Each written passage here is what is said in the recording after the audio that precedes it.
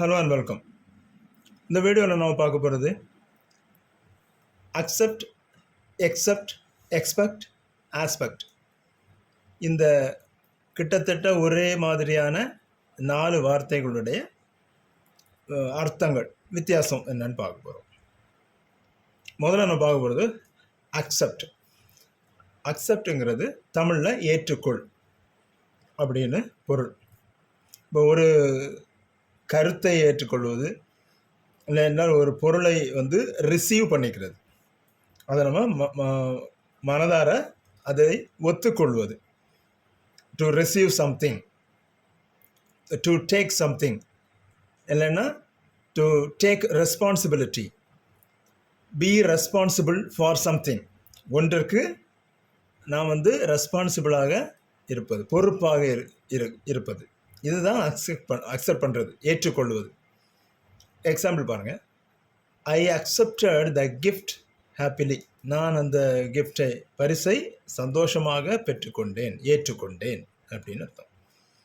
He is not ready to accept my argument. என்னுடைய விவாதத்தை, என்னுடைய கருத்தை அவன் ஏற்றுக்கொள்ள தயாராக இல்லை அப்படின்னு அர்த்தம். அவன் அக்செப்டுங்கிறது ஏற்றுக்கொள், அந்த அர்த்தத்தில் வரும். இனி எக்ஸப்ட் அப்படின்னு ஒரு வேர்டு இருக்கு. என்ன அர்த்தம்னா தவிர. எக்ஸப்டுங்கிற வார்த்தைக்கு தமிழில் தவிர அப்படின்னு அர்த்தம். அப்போ எக்ஸ்க்ளூடிங், நாட் இன்க்ளூடிங் அப்படின்னு அர்த்தம். அப்போ இதை இப்போ சென்டென்ஸில் பார்ப்போம். He went nowhere except to church. அவன் சர்ச்சை தவிர வேறு எங்கும் செல்லவில்லை அப்படின்னு அர்த்தம். He went nowhere except to church. Except தவிர, சர்ச்சை தவிர எங்கேயும் போகல. அடுத்த sentence. We go there every day except Sunday.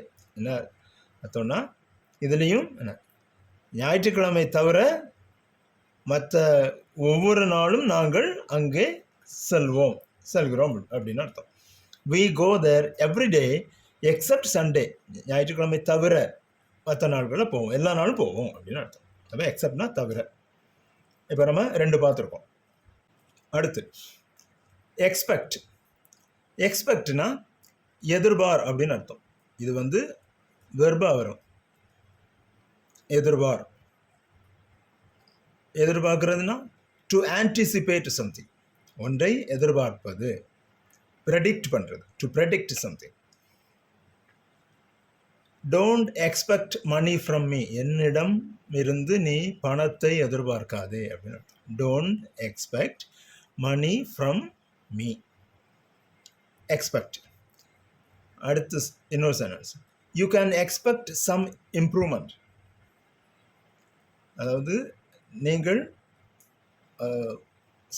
கொஞ்சம் முன்னேற்றத்தை எதிர்பார்க்கலாம். You can expect some improvement. எக்ஸ்பெக்ட்னா எதிர்பார்க்கிறது, முன்கூட்டியே கணிக்கிறது அப்படின்னு அர்த்தம். அடுத்தது இன்னொரு வேர்டு இதுக்கு தொடர்பானது இருக்குது, கொஞ்சம் இதே மாதிரியான இது. அது ஒன்று கன்ஃபியூசிங்கான இது தான். ஆஸ்பெக்ட். ஆஸ்பெக்ட் அப்படிங்கிறது ஒரு பண்பு, ஒரு அம்சம் அப்படின்னு அர்த்தம். ஒரு கேரக்டரிஸ்டிக், ஒரு ஃபீச்சர், ஒரு விஷயத்துடைய ஏதாவது ஒன்றினுடைய ஒரு பண்பு, ஒரு குண அதிசயம், குணநலம். இதை தான் நம்ம ஆஸ்பெக்ட் அப்படின்னு சொல்கிறது. Example. The war affected every aspect of the nation. The போர் தேசத்தின் எல்லா ஒவ்வொரு அம்சத்தையும் பாதித்தது. ஒரு போர் அந்த தேசத்தினுடைய எல்லா இதையும் எல்லா முகங்களையும் பாதிப்புக்குள்ளாக்குச்சு. அதுதான் அந்த ஆஸ்பெக்ட் அப்படிங்கிறது. Every aspect of the nation.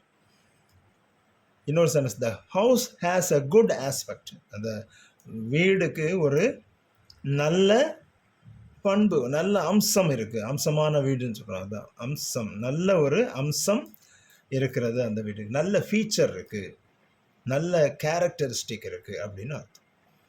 இப்போ இந்த வார்த்தைகளுடைய யூசேஜ் உங்களுக்கு புரிஞ்சிருக்கும். எப்போ எந்த அர்த்தத்தில் யூஸ் பண்ணணும் உங்களுக்கு புரிஞ்சிருக்கும்னு நினைக்கிறேன்.